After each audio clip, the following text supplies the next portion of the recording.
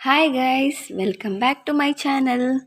ಇವತ್ತು ತುಳುನಾಡಿನ special recipe ಸಾರಣದ ಅಡ್ಡೆ ಮಾಡೋಣ. ಇದಕ್ಕೆ 2 ಲೋಟ ಬೆಳ್ತಗಿ ಅಕ್ಕಿಯನ್ನು ಚೆಂದ ಮಾಡಿ ತೊಳೆದು ಮಿಕ್ಸಿಗೆ ಹಾಕಿ ರುಬ್ಬುವಂಥದ್ದು. ಸ್ವಲ್ಪ ನೆನೆಸಿಡಬೇಕಾಗುತ್ತೆ. ಒಂದು 4 to 5 hours ನೆನೆಸಿಟ್ಟು ಆಮೇಲೆ ಚೆಂದ ಮಾಡಿ ತೊಳೆದು ಅದನ್ನು ಮಿಕ್ಸಿಗೆ ಹಾಕಿ ಸ್ವಲ್ಪ ತರಿಯಾಗಿ ರುಬ್ಬಬೇಕು.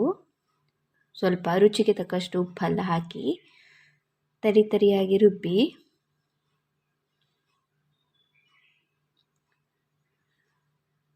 ಇದು ಒಂದು ಸಾಂಪ್ರದಾಯಿಕ ಅಡುಗೆ.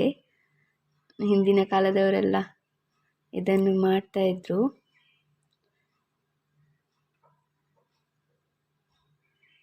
ಒಂದು ಬೌಲಿಗೆ ತೆಗೆದಿಡುವಂಥದ್ದು. ಇನ್ನೊಂದು ಪಾತ್ರೆಗೆ 2 ಚೊಂಬುನಷ್ಟು ನೀರು ಹಾಕಬೇಕು.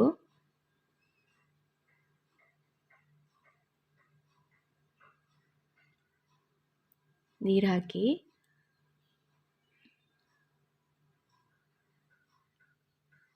ಅದಕ್ಕೆ ನೀರಿಗೆ ಎಷ್ಟು ಬೇಕು ಅಷ್ಟು ಉಪ್ಪು ಹಾಕಿ ಅದನ್ನು ಸ್ಟವ್ ಮೇಲಿಟ್ಟು ಚೆಂದ ಮಾಡಿ ಕುದಿಸ್ಬೇಕು.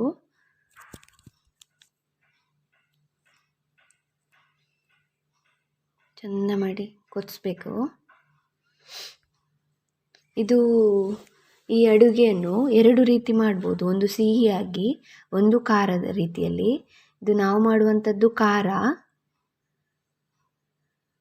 ಇದು ಆ ಬುಟ್ಟಿಗೆ ಹಾಕಿ, ಅದು ನಾವು ಕಡ್ದಿಟ್ಟಿದ್ದೇವಲ್ಲ ಅದನ್ನು ಬುಟ್ಟಿಗೆ ಹಾಕಿ ಹೀಗೆ ಕೈಯಿಂದ ಹೀಗೆ ಮಾಡಬೇಕು.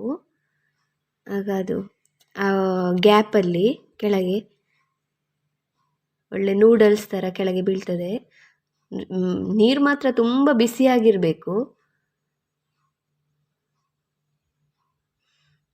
ಹೀಗೆ ಹಾಕುವಂಥದ್ದು. ಹೀಗೆ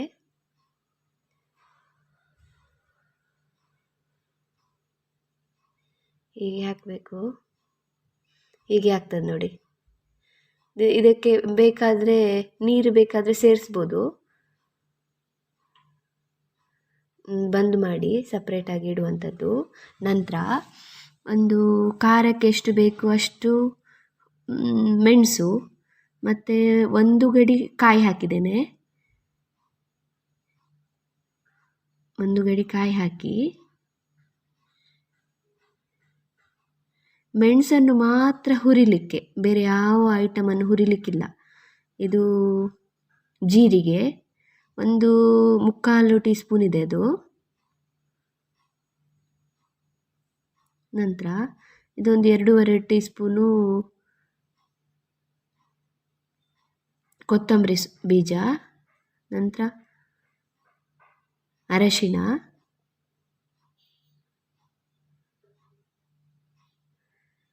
ಒಂದು ಅರ್ಧ ನೀರುಳ್ಳಿ ಅರ್ಧ ಸಾಕು.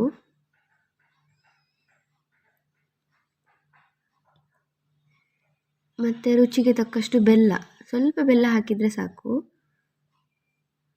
ಟೇಸ್ಟಿಗೆ ಮಾತ್ರ. ಮತ್ತು ಒಂದು 8ರಿಂದ 9 ಮೆಣಸು. ಇದನ್ನು ಸ್ವಲ್ಪ ಎಣ್ಣೆ ಹಾಕಿ ಸ್ವಲ್ಪ ಬಿಸಿ ಮಾಡಬೇಕು. ಬೇರೆ ಯಾವುದನ್ನು ಬಿಸಿ ಮಾಡಲಿಕ್ಕಿಲ್ಲ. ಇದನ್ನು ನೈಸಾಗಿ ಕಡಿಬೇಕು. ಹೀಗೆ ನೈಸಾಗಬೇಕು. ನೈಸಾಗಿ ಕಡಿದ ನಂತರ ಅದನ್ನು ನಾವು ಆಗ ಮಾಡಿಟ್ಟಿದ್ದೇವಲ್ಲ ಆ ಬುಟ್ಟಿಯಲ್ಲಿ ಹಾಕಿ ಅದಕ್ಕೆ ಈ ಮಸಾಲವನ್ನು ಸೇರಿಸಿ ಎಷ್ಟು ಬೇಕು ಅದು ಕನ್ಸಿಸ್ಟೆನ್ಸಿ ನೋಡಿ ಎಷ್ಟು ಬೇಕು ಅಷ್ಟು ನೀರು ಹಾಕುವಂಥದ್ದು. ಇದು ಸ್ವಲ್ಪ ನೀರಿದ್ರೇ ಒಳ್ಳೆಯದು, ಯಾಕಂದರೆ ಅದು ಇಟ್ಟಾಗ ಗಟ್ಟಿ ಆಗ್ತದೆ.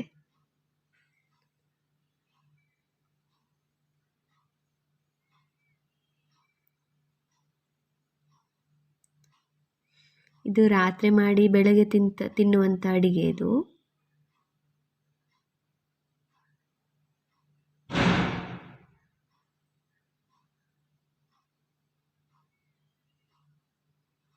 ಬಿಸಿ ಬಿಸಿ ಸಹ ತಿನ್ನಲಿಕ್ಕೆ ರುಚಿಯಾಗಿರ್ತದೆ.